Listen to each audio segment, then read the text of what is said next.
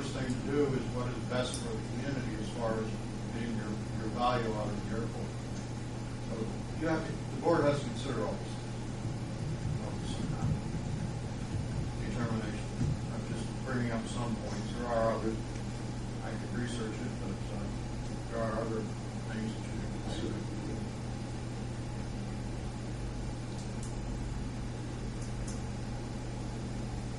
Like I said, we didn't have anything to vote on tonight. I just thought I'd bring the subject up and see how everybody bounced off it and see how they go. You know, we actually do have one of those weighted programs. I can't think of it. Can you accept bids on them when one becomes available? That's just what I say. Have an auction. I don't know if being in the municipality would do that. Well, everybody has to bid on every other contract. That's true.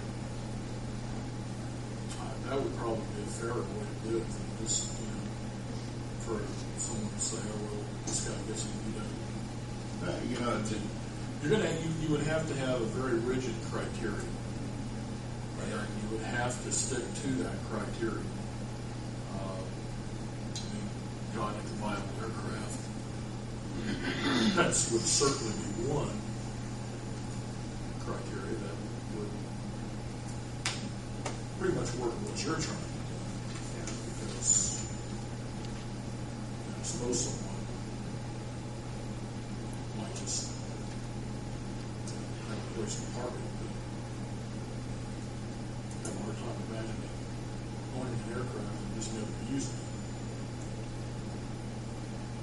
Well, there is a lot of that. We're certainly not trying to oust them. That's not the point. But it's in selecting new tenants. If you have more than one tenant to pick from, it's just what we're discussing here. I guess we should be thankful we have this problem. Yeah, that's true. Good point. It's very true. As far as first come, first served, adding the words flyable aircraft would add a lot to that, in my opinion.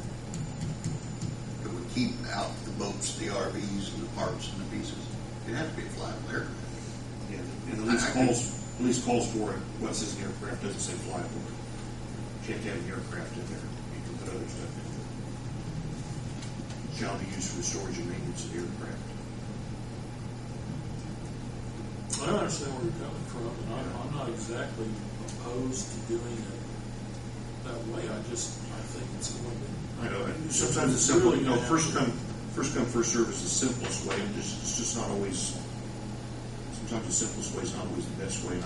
I agree. It does open up a can of worms if you try to have other criteria. It does make things more difficult. But if anybody had any other ideas, Your criteria would have to be fixed and spelled out.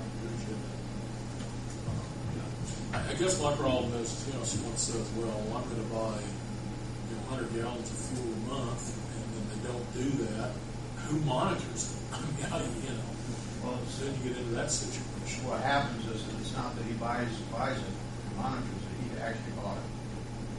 He doesn't use it. That's his fault. Now he has a police officer. Well, but in effect, what you're doing then is you're just increasing the rent.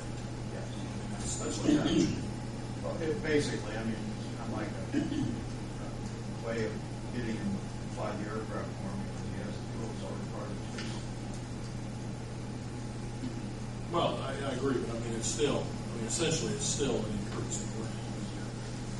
And then you have to look at, at what fixed rate and what. Then you got to find somebody to monitor it. And then you have to monitor. If someone pays as part of the rent X amount of fuel, and essentially they get that fuel whether they. well, just if anybody needs something to think of ways to.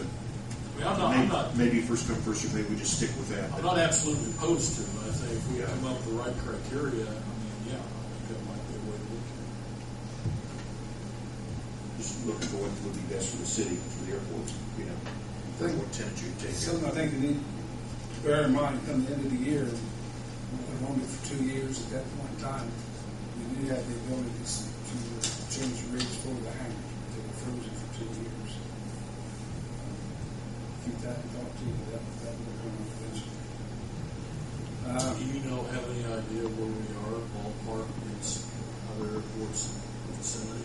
I've been told we're a little bit high, aren't we? We're not hurting, but we're at least in the upper echelon of rent. But we have people coming.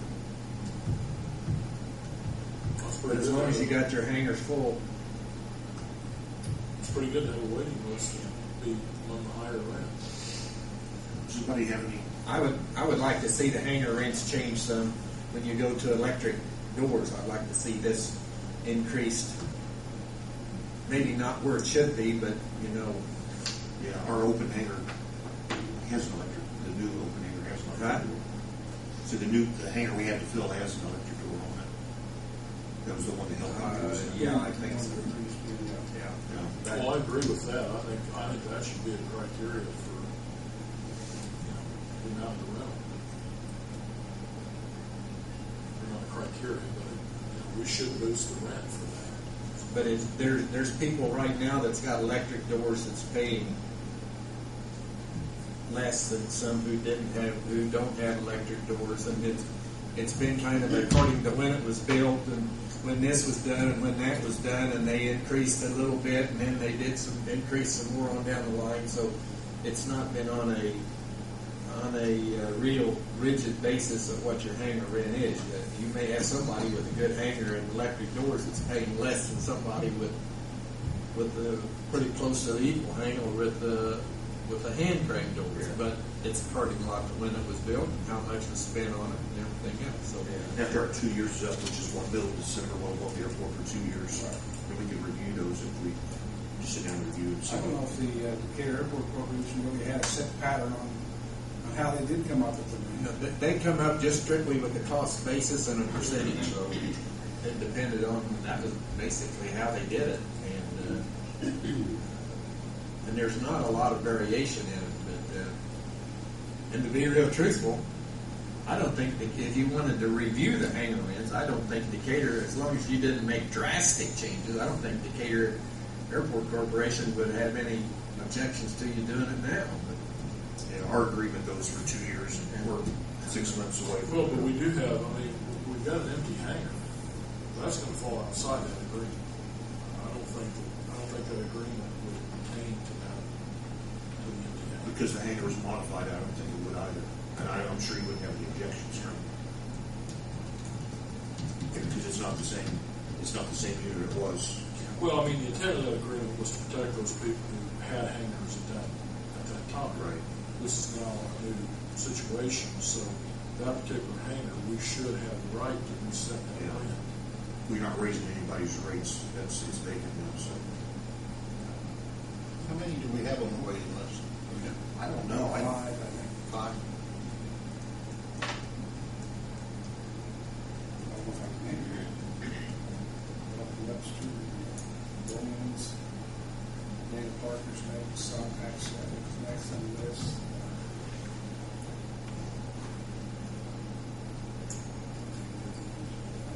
There's about 5, but there's John Elser's from Columbus, not the John Elser, the John Elser from Columbus. is it on the waiting list here? Mm-hmm. You know him probably. I don't. Yeah, I think I do. That's what I've heard. I can't think of who the fifth one is. Well, he lives over closer to Martinsville, I think, than he does Columbus. Does he? I won't swear to that. I think he's over in that area. Well, keep this in mind and come up with some real set way we can do it. Keep everybody happy. I'm all for it. Come in. First come, first served. Next thing, we need to somehow come up with a cutoff date to go with our agreement when people have not paid their hangar rent. We've already enacted the 10% penalty if you're late, and then there's a 10% penalty on that penalty if you're late. But